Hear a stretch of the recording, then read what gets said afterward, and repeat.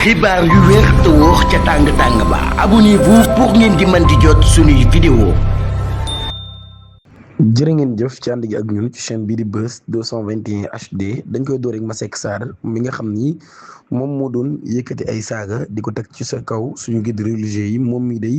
daan nañ koy inculpé placé ko sous mandat de dépôt am na ñeneen nit ñoo xam nag impliqué nañ ci boobu lépp dossier te jamono ji ñu ngi leen di wër bu baax a baax mu ñu moytuwul kon deen leen jàpp ginnaaw mbirum Masseck Sarr moom mi défaut de paiement du Sénégal BAD muy banque africain de Africa de développement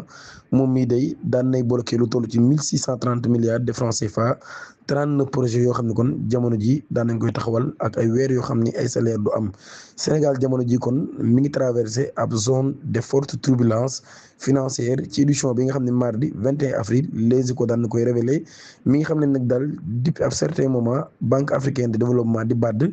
daan nay bloqué ay décaissement wam yi nga xam ne nag daal li ko waral nag daal mooy l'état du Sénégal ci boppam fayul échéance yi nga xam ni waroon na koo fay te mu àgg ci terme moom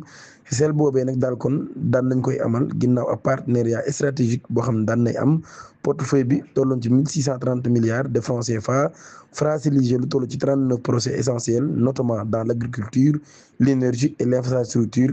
blocage boobee nekk blocage des fonds loolu nag daal kon dina indi ay conséquences yu doy waar loolu sax ñu bari commencé nañ koo sentir kon ci li nga xam ne moo di plan humain précis le journal ci boobu nag daal daan nay xam ne ni les agents impliqués dans ces programmes jamono ji kon